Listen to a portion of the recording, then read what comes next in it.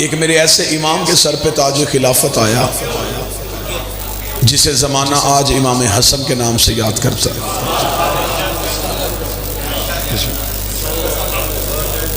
اور خلافت والوں کے ہاں ایک ایسا خلیفہ آیا جو یزید کا بھی باپ تھا. ہمارے اوپر ایک اعتراض ہوتا ہے کہ شیعہ اپنی مجلسوں میں زیادہ باتیں امام حسین کی کرتے ہیں، یہ تذکرہ حسن نہیں کرتے. حسن کا تذکرہ کیا جائے تو بڑے شجروں سے نقاب الٹ دیا جائے. مولا حسین زلتا اگر تذکرہ حسن کیا جائے تو جو احباب یہ اعتراض کرتے ہیں کہ آپ حسن کی بات نہیں کرتے، آپ اگر برداشت کریں تو پھر ہم آپ کو حسن بھی سنائیں. کوئی بندہ نہ سمجھے کہ امام حسن نے صلح کی تھی تو یہ صلح کرنا معاذ اللہ امام حسن کی نرمی تھی. امام حسن کے دور میں سرکار حسین بھی ہوتے تو وہی کرتے جو بادشاہ حسن نے کیا. اور میرے مالک حسین کے دور میں میرے شہنشاہ جناب حسن ہوتے تو میرے شہنشاہ وہی کرتے جو کریم حسین نے کیا. ہر لڑائی تلوار سے نہیں ہوتی، کوئی لڑائی حکمت سے ہوتی. جیسا کہ رسول نے مکے کے کافروں کے ساتھ صلح کی دستاویز لکھی، یہ معاذ اللہ رسالت کی کمزوری نہیں تھی، اس میں اسلام کو بچانا تھا. یہ میرے نظریے کی جیت ہے. پڑھے لکھے احباب تشریف فرمائے ہیں، میں انتہائی معلوماتی ایک موضوع انتہائی احسن طریقے سے آپ کو سنانا چاہوں. یہ ہمارے نظریے کی جیت ہے کہ جس بھی مورخ نے امام حسن کی صلح لکھی تو اس نے صلح کا عنوان لکھا صلح حسن. معاہدہ نہیں لکھا، محبت یا پیار کا لفظ نہیں لکھا، اس نے لفظ صلح لکھا. کتابوں میں بھی لفظ صلح ہے. یہ لفظ ہی ہمارے عقیدے کی جیت ہے. اب میں بتاؤں وہ کیسے. اس لیے کہ صلح دوستوں میں نہیں ہوتی، دشمنوں میں ہوتی. کسی نے امام حسن سے دشمنی کی تھی تو حسن نے صلح کی، اور جو ان کا ایک لمحے کے لیے بھی دشمن ہو وہ کل بھی لانتی تھا، وہ آج بھی. صلح بعد میں بتانا، لیکن پہلے یہ بتاؤ کہ پہلے لڑائی تھی اور دشمنی بھی تھی. ہر جنگ تلوار سے نہیں ہوتی، کوئی جنگ قلم سے ہوتی ہے. امام حسن کے دور میں قلم تلوار تھا. امام حسن نے قلم سے اتنی خوبصورت جنگ کی کہ میرا خیال ہے کہ امام حسن حاکم شام کے ساتھ ایک سال بھی میدان جنگ میں رہتے تو شاید ہی ایسا نتیجہ نہ نکلتا جو امام حسن نے گھر بیٹھے نکال دیا. اب میں بتانے لگا ہوں کہ مولا حسن کی حکمت عملی کیا تھی. سب سے پہلی جیت، امام حسن نے شرطیں مانی نہیں منوائی ہیں. ڈیرے دار لوگ بیٹھے ہیں، آپ اکثر فیصلے کرتے ہیں، ہمیشہ شرطیں غالب منواتا ہے. جو صلح کرنا نہ چاہتا ہو لوگ اسے زبردستی آمادہ کریں چل کر صلح، وہ کہے گا پھر میری ایک شرط یہ ہے، ایک شرط یہ ہے، ایک شرط یہ ہے. امام حسن علیہ السلام نے حکومت والوں کی شرطیں مانی نہیں، اپنی شرطیں منوائیں. کاغذ قلم ادھر سے نہیں گیا، ادھر سے آیا. جب ادھر سے کاغذ قلم آیا تو حسن اس لمحے ہی جنگ جیت گیا. حسن نے کاغذ قلم ہاتھ میں پکڑ کے نانے کی قبر کی طرف دیکھا. اٹھ نانا، دیکھ تیرے حسن کے لڑنے کا انداز کیسا تھا. کاغذ قلم مجھے اس گھر سے آیا ہے جن سے تو نے مانگا تھا اور انہوں نے انکار کیا. تو نے کہا تھا.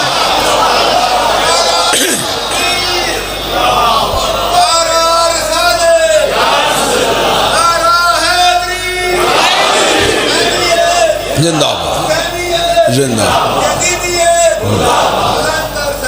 اللہم صلی علی محمد وآل محمد. کاغذ قلم انہوں نے دیا ہے جنہوں نے تجھے انکار کیا تھا. اب اگر آمادہ ہیں تو میں موضوع شروع کروں جی. امام حسن علیہ السلام نے قلم اٹھایا اور امام حسن نے پہلی شرط لکھی. یہ پہلی شرط نہیں تھی, یہ ملوکیت کا قتل تھا, یہ حکومت کا قتل تھا. امام حسن نے پہلی شرط لکھی, آج کے بعد حاکم شام قرآن اور سنت پہ عمل کرے گا. جو بندہ تاریخ سن لیتا ہے وہ بندہ سر اٹھائے. آج کے بعد یہ قرآن اور سنت پہ عمل کرے گا. یہ تخت کا بھوکا تھا, اسے حکومت کا لالچ تھا, اس نے جلدی جلدی دستخط کر دیے, لیکن یہ نہیں دیکھا کہ حسن کتنی بڑی جنگ جیت گیا. حسن نے یہ شرط منوا کے مورخ کو لکھنے میں مجبور کر دیا کہ آج سے پہلے نہ یہ قرآن پہ عمل کرتا تھا نہ یہ سنت پہ عمل. اس کا کوئی عمل قرآن اور سنت کے مطابق نہیں.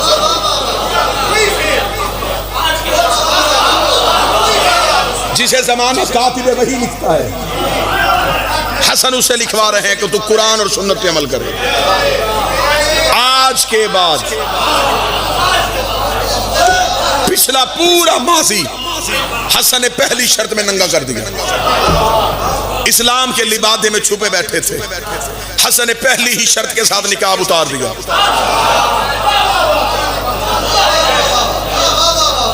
اب اگر انکار کرتا تو پھر بھی مرتا کہ کیا کہوں, نہیں کروں گا.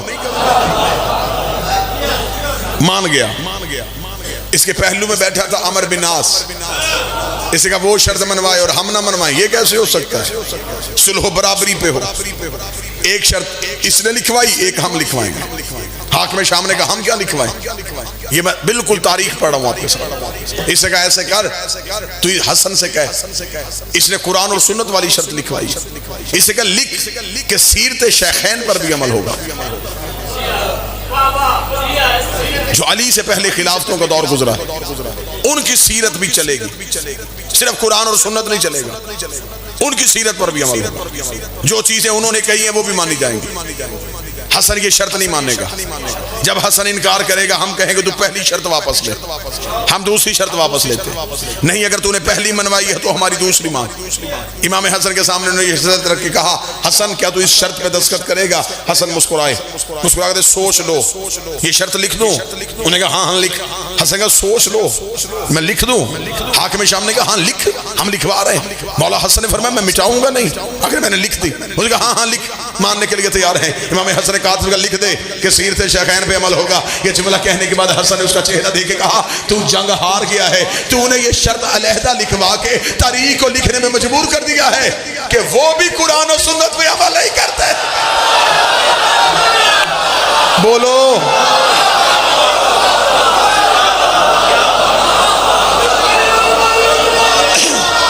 بسم اللہ سے.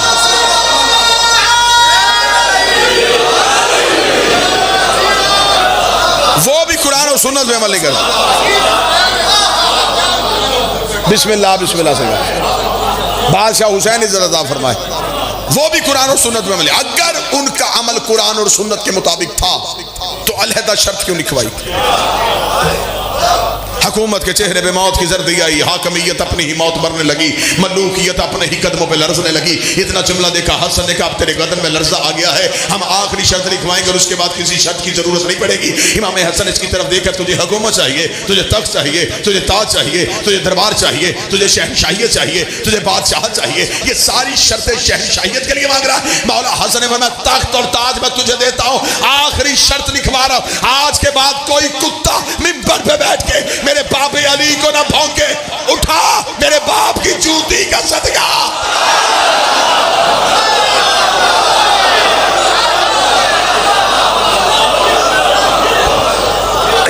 آج کے بعد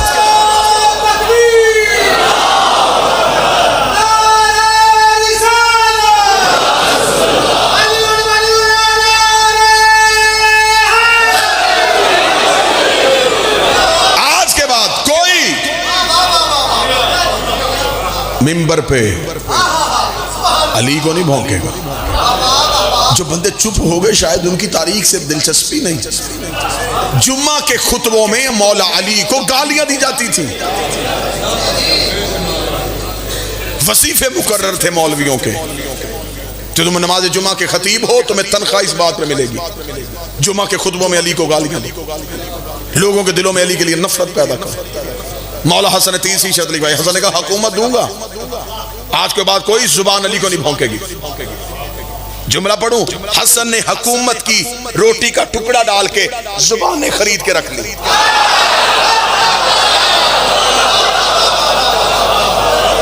اٹھاؤ حکومت۔ یہ شرطیں نہیں تھیں، یہ رسیاں تھیں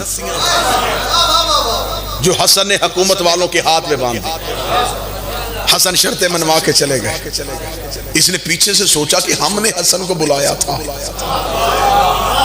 کہ ہم حسن سے خلافت چھینیں گے، حسن نے جو شرطیں لکھ دی ہیں، حسن تو ہمیں مجبور کر کے چلا گیا۔ اسی کا کل دوبارہ حسن کو دربار میں بلا۔ اب تو حسن نے ہمیں حکومت دے دی ہے نا، کل تو میں خلیفہ بن جاؤں گا، تو خلافت کا تاج سر پہ پہن کے میں تخت پہ بیٹھوں گا۔ حسن کو بلائیں گے دربار میں۔ اس نے 7 بندوں کی ڈیوٹی لگائی، مغیرہ بن شعبہ کی، عمر بن عاص کی، نوفل بن خیلت کی، حارث بن زمہ کی، عتبہ بن نوفل کی۔ اس نے 7 بندے میرے ساتھ کرسیوں پہ بیٹھ جانا۔ جو ہی حسن دربار میں داخل ہو، سب سے پہلا کام یہ کرنا ہے تم نے اٹھ کے سلام نہیں کرنا، کیونکہ خلیفہ میں ہوں۔ حسن آئے گا، حسن آ کے اپنی کرسی پہ بیٹھ جائے گا۔ دوسرا کام، جب حسن آ کے بیٹھ جائے، تم 7 بندوں نے میرے خاندان کے فضائل پڑھنے شروع کر۔ امیہ میں یہ فضائل تھے، ابو سفیان میں یہ فضیلت تھی، اس میں یہ فضیلت ہے، تم نے میرے دادا کے باپ کے فضائل پڑھنے۔ کیسا بدبخت تھا، کہہ کے فضائل پڑھوا رہا تھا۔ فضیلتیں بھی گنی چنی تھی جو بتائیں کہ تم نے کہنا ہے کہ امیر بڑے تھے، جتھے والے تھے، قبیلوں والے تھے، سردار تھے۔ 7 بندے بٹھا دیے، خود یہ بیٹھ گیا تخت پہ۔ میں ممبر کا لفظ نہیں استعمال کروں گا، تخت پہ یہ بیٹھ گیا کیونکہ حاکم تھا۔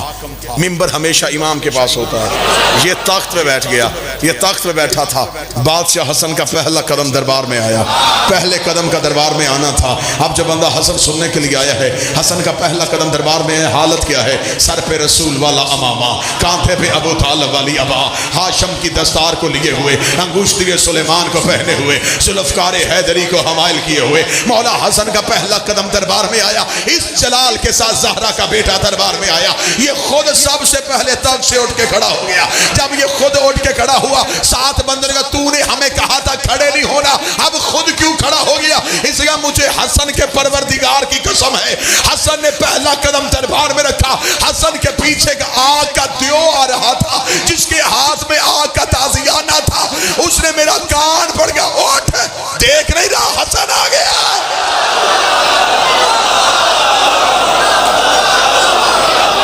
اٹھ کے کھڑا ہو،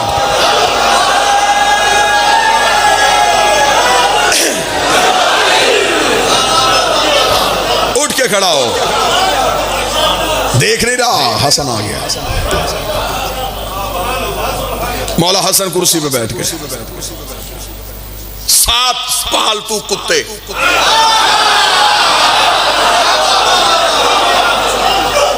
بھونکنا شروع ہوئے، اس میں یہ فضیلت، اس میں یہ فضیلت، اس میں یہ فضیلت۔ 7 کے ساتھ باری باری امیہ کے فضائل پڑھتے رہے، حسن مسکراتے رہے۔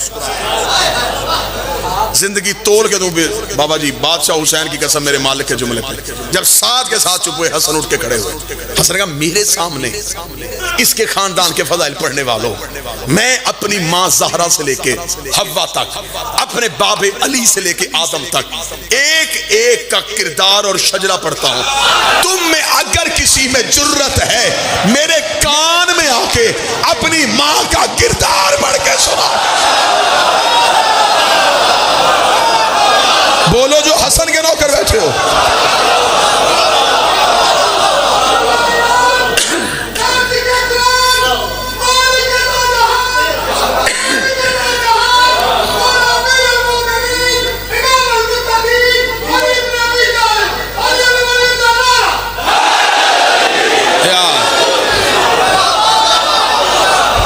میرے کان میں آ کے،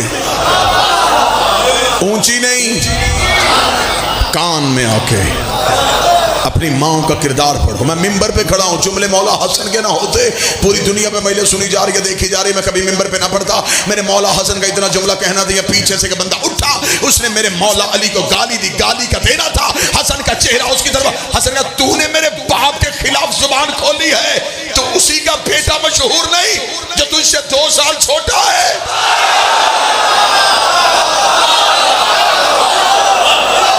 جملے میرے بادشاہ سے یہ کہنا تھا، پورے دربار میں سناٹا، اکیلا علی کا شیر کھڑا تھا۔ کون کہتا ہے کہ حسن کو لڑنا نہیں آتا تھا؟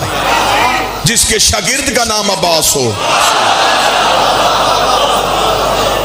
اکیلا کھڑا میرا بادشاہ حسن، ساتھ کے ساتھ چپ، تخت پہ بیٹھے ہوئے اس کی زبان پہ بھی تالے لگ گئے۔ مولا حسن نے فرمایا تم نے میرے سامنے اپنے خاندان کی فضیلت پڑھی، اور عرب کے ٹوٹے ہوئے شجرے کے لوگوں، میں خطبہ پڑھا مولا حسن کا، اے گندگی پہ اگے ہوئے پودوں، اے کرائے کے تانے بانے کے پکڑے ہوئے خوش آمدیوں، میرے سامنے اپنے خاندان کی فضیلتیں پڑھتے ہو، میں بتاؤں میں کون ہوں؟ یہ کہہ کے حسن بولے میں صفا کا بیٹا ہوں، میں مروہ کا بیٹا ہوں، میں منع کا فرزند ہوں، میں ذریت ابراہیم ہوں، میں نسل اسماعیل ہوں، میں شجرہ طیبہ کا ثمر ہوں، میں کعبہ کوثین کی منزل ہوں، میں سدرۃ المنتہا کی حد ہوں۔ یہ کہہ کے حسن بولے میں یسوب الدین کا بیٹا ہوں، میں قائد غلم جلین کا بیٹا ہوں، میں فاتح دارین کا بیٹا ہوں، میں نقطہ باب بسم اللہ کا بیٹا ہوں، میں مولود حرم کا بیٹا ہوں، میں الحمد کے دل کا بیٹا ہوں، میں یاسین کے سر کا بیٹا ہوں، میں قرآن کے مالک کا بیٹا ہوں، میں حجاب حمد کا بیٹا ہوں، میں حجاب عزت کا بیٹا ہوں، میں حجاب جبروت کا بیٹا ہوں، میں حجاب رحمت کا بیٹا ہوں، میں حجاب رحیمیت کا بیٹا ہوں۔ یہ کہہ کے حسن کی آواز آئی، او مجھ سے مقابلہ کرنے والوں، میں اس کا بیٹا ہوں جو معراج کے پردے میں ادھر بولا تھا، اور میں اس کا بیٹا ہوں جو معراج کے پردے میں ادھر بولا تھا۔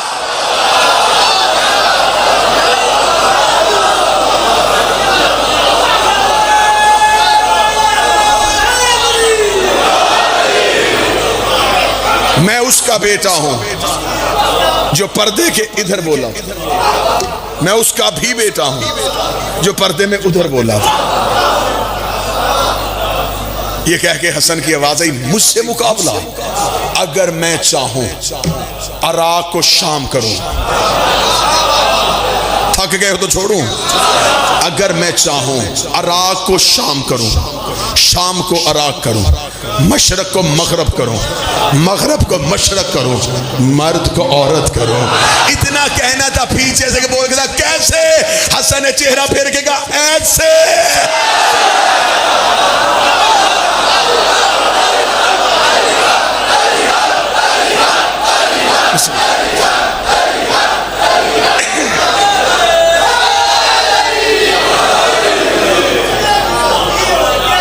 حسن کیسے؟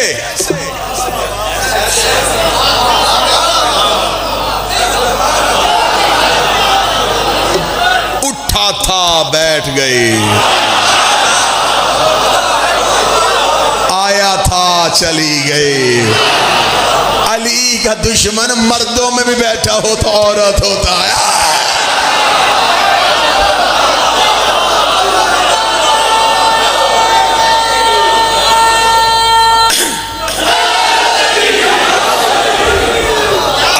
دشمن مرد نہیں ہوتا،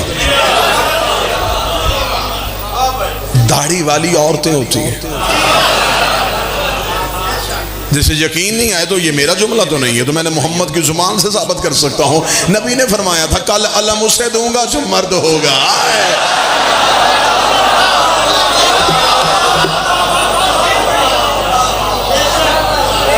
ہم چاہیں، یہ کہنا تھا دربار میں کپ کپی تاریخ۔ حسن دربار سے نکلنے لگے، دربار پتھر کا ہو گیا تھا، ہر کوئی سہما ہوا بیٹھا تھا، منہ کھولیں گے تو شجرہ کھول دے گا، اس کی بات ٹوکیں گے تو یہ جنس بدل دے گا۔ درباری ڈر گئے، جاتا ہوا حسن اکیلا تنہا جا رہے ہیں دربار سے، تخت سے یہ اٹھا، اس نے کہا آخری بار کروں۔ اس نے سپاہی سے کہا جلدی آ۔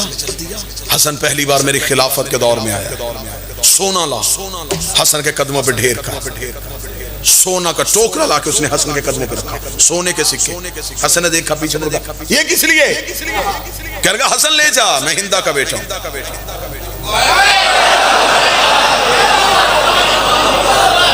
بادشاہ حسن نے اس کی طرف دیکھا اور مولا حسن دربار سے باہر نکلے. بازار میں سے ایک نوکر جا رہا تھا. اس نے حسن کو دربار سے نکلا, دوڑ کے آیا, جوتا اٹھا کے قدموں پہ رکھا.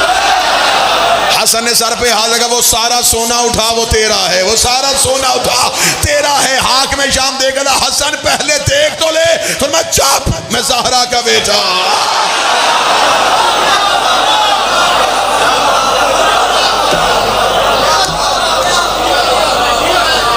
تو کلیجا چوشا بسم اللہ تخت پہ بیٹھا تھا. یہ میرے مولا حسن کا جملہ نہ ہو, میں زندگی میں کبھی منبر پہ نہ ہوں. میرے مولا حسن نے اس کی طرف دیکھا, یہ تخت کے آخری سیڑھی پہ بیٹھا تھا. حسن نے دربار کے دروازے پہ کھڑے ہو کے جو جملہ کہا, وہ جملہ گجرات تول کے قدر کرے. حسن نے اس کی طرف دیکھے کہا, اتر لکڑیوں کے ڈھیر سے نیچے. یہ منبر پہ بیٹھا تھا کہ میں منبر بنا کے بیٹھا ہوں. حسن نے لکڑیوں کا ڈھیر کہہ کے زمانے کو ماننے پہ مجبور کر دیا کہ جس منبر پہ خطیب بیٹھ کے علی کو پھونکے وہ لکڑیوں کا ڈھیر ہوتا ہے, منبر رسول نہیں ہوتا. اتر.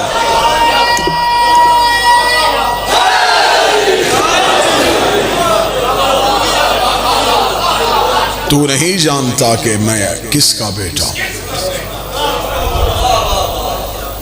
ملوکیت خاموش رہی حسن کے دور میں. حسن نے سر نہیں اٹھانے دیا کسی سازش کو.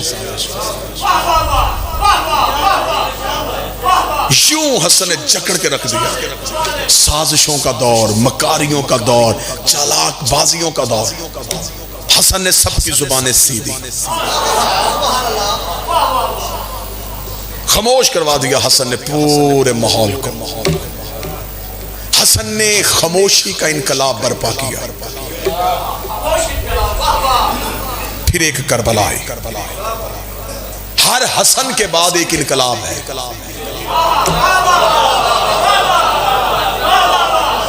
11ویں کا نام بھی حسن ہے.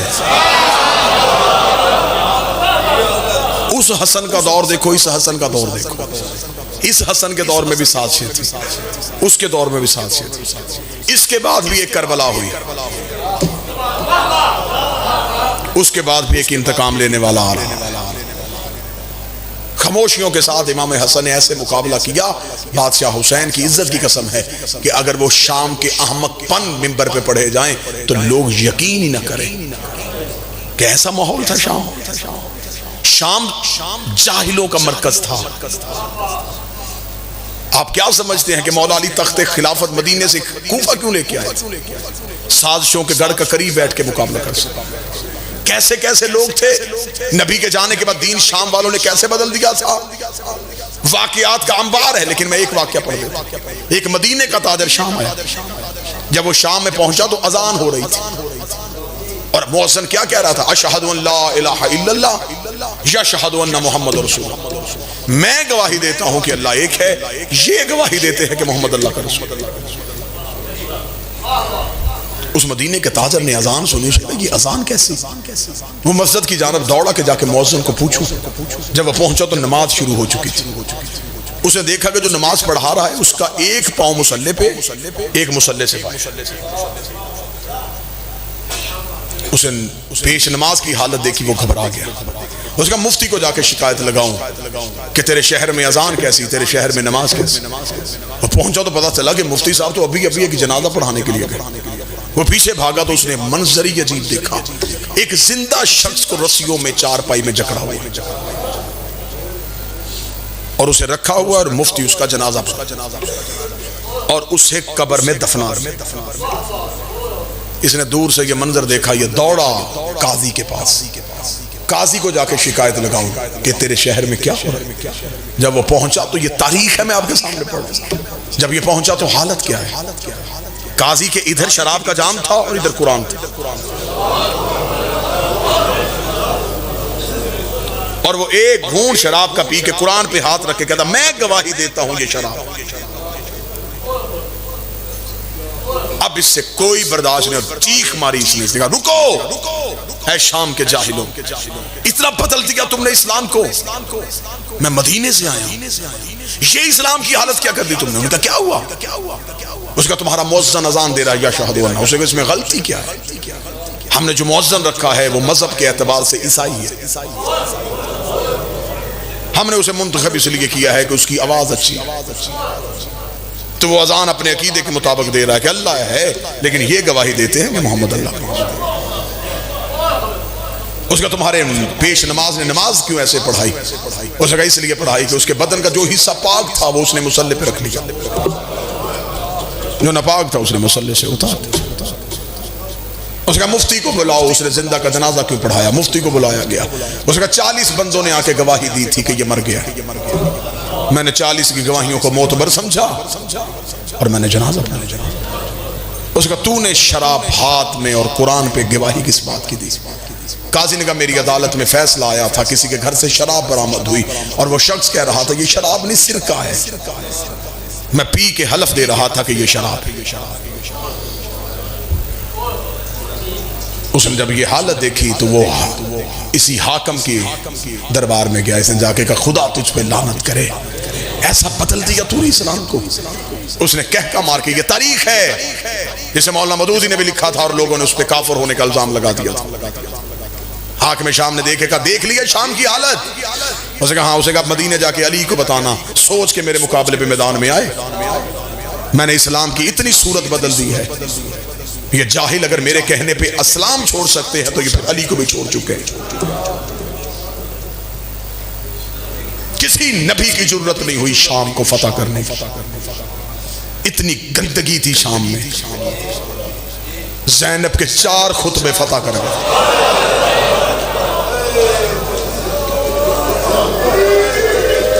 علی کوفے تک آئے،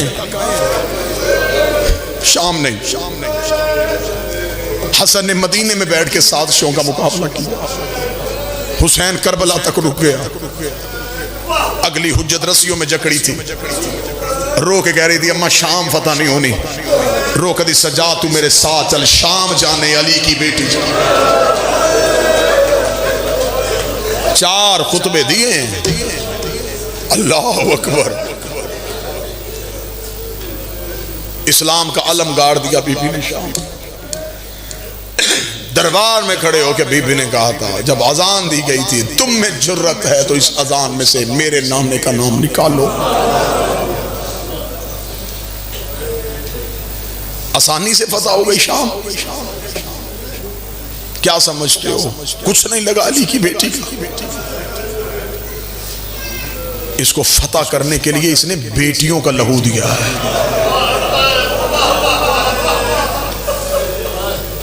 کربلا کا محاذ آسان تھا، بیٹوں کا خون لگا، شام کا محاذ مشکل تھا، بیٹیوں کا خون لگا۔ اتنی فتح کی ہے، ایسی فتح کی کہ اس کا بد کردار بیٹا یزید گھبرا گیا عالیہ کے خطبوں سے۔ اس نے آدھی رات کو دربار سجایا، سپاہی سے کہا بلا کے لا حسین کے بیٹے کو۔ سپاہی نے آ کے دروازے کا تالا کھولا، علی ابن الحسین تجھے حاکم نے دربار میں بلایا، میں غیر سید ہوں، میں جملہ ادب سے پڑھوں گا، بلایا چوتھے کو تھا، 5واں بھی ساتھ اٹھا۔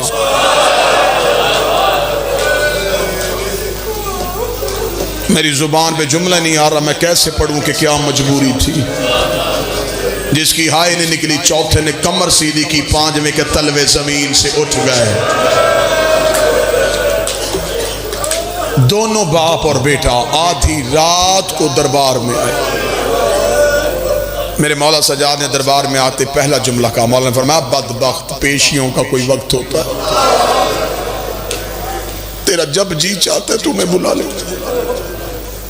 یہ ملاؤن دیکھے کہتا حسین کا بیٹا آدھی رات کو تجھے اس لیے بلایا ہے، دربار میں کوئی نہیں، تنہا تجھے اس لیے بلایا، میں تیری قید آزاد کرنا چاہتا ہوں۔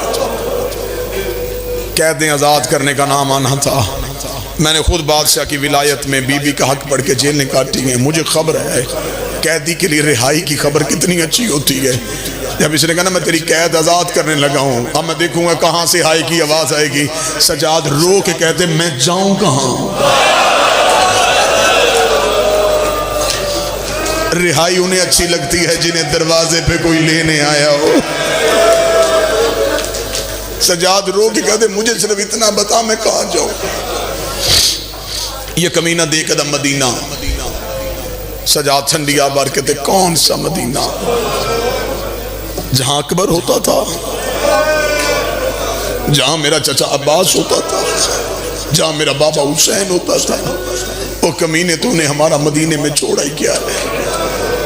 یہ دیکھ لگا جہاں جانا جا، شام چھوڑ. مولا سجاد رو کہتے اب ہم تجھے کیا کہتے، کیوں بھیج رہا ہے ہمیں شام سے؟ شاید تمہیں کبھی بھی ممبر سے یہ وجہ نہ بتائی گئی ہو. میں ممبر پہ کھڑا ہو کے وجہ پڑھنے لگا ہوں جس کی وجہ سے سجاد کی کڑیاں کھلی تھی، جس کی وجہ سے علی کی بیٹیوں کی رسیاں کھلی تھی. یہ کمینہ دیکھ کے کہتا ہے میں تجھے وجہ بتاؤں کیوں آزاد کر رہا ہوں. مولا سجاد نے کہا کیوں؟ اس نے کہا میں ڈر گیا ہوں. جب کہنا میں ڈر گیا ہوں، سجاد کی آنکھوں میں خون آیا. فرمایا تو نے محمد کی شکل گھوڑے سے گرائی، تجھے ڈر نہ لگا. تو نے قرآن کے سینے پہ برچھی ماری، تجھے ڈر نہ لگا. تو نے قرآن کے ورق کچل دیے گھوڑے کے سموں کے نیچے، تجھے ڈر نہ لگا. تجھے اب ڈر کس بات کا لگا؟ جو سید بیٹھا وہ ہائی کر رہا. یہ دیکھنا اب میں اس لیے ڈر گیا ہوں، وہ جسے تھوڑے دن پہلے دفنا کے آیا ہے نا، اس کے رونے کی آواز اب بھی آ رہی. تیری بہن معصومہ کی چیخوں کی آواز مجھے سونے نہیں دیتی. یہ کمینہ کہتا ہے میں بستر سے تڑپ کے اٹھتا ہوں، کبھی اس کونے سے رونے کی آواز آتی ہے، کبھی اس کونے سے رونے کی آواز آتی ہے. ساری رات تیری بہن کی چیخوں کی آوازیں آتی ہیں. مجھے ڈر ہے کہ کہیں میرے اوپر عذاب نہ آ جائے، تو شام چھوڑ دے. مولا سجاد نے کہا پھر فیصلہ میں نے نہیں کرنا. کس نے کرنا ہے؟ جو زندان میں. اس کمینے کی آواز آئی تو حسین کا بیٹا نہیں؟ فرمایا میں بیٹا ہو کے وارث نہیں، وہ بہن ہو کے وارث ہے، وہ شریکت الحسین ہے. فیصلہ وہ کرے گی. اسے کا میں انتظار کرتا ہوں ماں سے پوچھ کے آ. آدھی رات کو سجاد زندان میں واپس آئے. ریت کے مصلے پہ بیٹھی تھی علی کی نمازی بیٹی. سجاد نے ماں کے تلووں پہ ہاتھ رکھے گا اماں یزید قیدیں آزاد کر رہا ہے. سجدے سے سر اٹھا کے کہتی اس سے پوچھ شام کی عورتیں تھک گئی ہیں؟ شام میں پتھر ختم ہو گئے. اما وہ کہتا ہے کہ مجھے معصومہ کے رونے کی آوازیں چین نہیں لینے دیتی. بی بی رو کہتی نا سجاد میں ایسے شام نہیں چھوڑوں گی. حسن نے اس کے باپ سے شرطیں منوائی تھی، میں اس سے شرطیں منواؤں تاکہ تاریخ لکھے علی کی بیٹی فاتح بن کے گئی تھی. میں رحم کی وجہ سے نہیں جا رہی، میں فتح کی وجہ سے جا رہی ہوں. اما کون سی شرطیں؟ بی بی نے سید الساجدین کو شرطیں بتائیں. بادشاہ دربار میں واپس آئے. ملعون میری ماں نے چند شرطیں بھیجی. اسے کہا بتا کون سی؟ مولا سجاد کی آواز ہے پہلی شرط شہداء کے سر واپس چاہیے. اس نے کہا دے دوں گا جس بھی حالت میں. کاش میرے پاس جرت ہوتی میں تمہیں حالت سناتا. جس حالت میں ہے میں دیتا ہوں. دوسری شرط مولا سجاد کی آواز آئی 3 اونٹ چاہیے. میں نے 3 کہا، کہیں سے چیخ کی آواز نہیں آئی کہ سجاد لے کے 3 آئے تھے. 53 محملوں کا قافلہ 3 پہ واپس گیا. جزلم کا بیٹا بشیر مہاری کی صورت میں چاہیے. اس نے کہا وہ بھی دیتا ہوں. مولا سجاد کی آواز اگلی شرط شام میں ایک مکان خالی کروا. یہ دیکھ کہتا جب تم لوگوں نے رہنا ہی نہیں کرنا کیا ہے؟ سجاد رو کہتا میری ماں کہتی ہے میں نے بھائی کی ایک مجلس کروانی ہے. میری صف بھائیوں کی ماری گئی، مجھے رونے کسی نے نہیں دیا. شام کی عورتوں کو اکٹھا کر اس مکان میں علی کی بیٹی بتائے میرا باغی نہیں میرا نمازی مارا گیا. میں قید خانے میں ایک مجلس کرنا چاہتی ہوں. حسین کا ماتم کرنا چاہتی ہوں، حسین کو رونا چاہتی ہوں، آخری شرط پڑھ کے میں ممبر چھوڑوں گا۔ مولا سجاد نے آخری شرط پڑھنے سے پہلے سجاد کی آنکھوں کا لہو اتنا تیز ہو گیا، باقر نے بابے کا ہاتھ پکڑا، رو کے کہا بابا حوصلے سے شرط سنا، حوصلے سے شرط سنا۔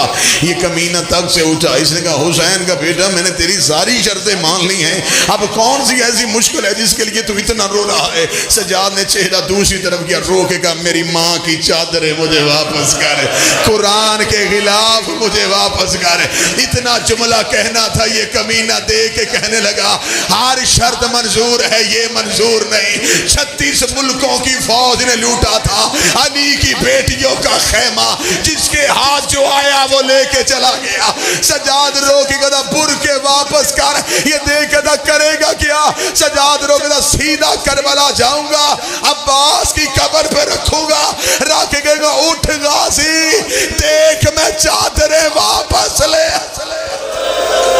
اللہ لعنت اللہ علی القوم الظالمین۔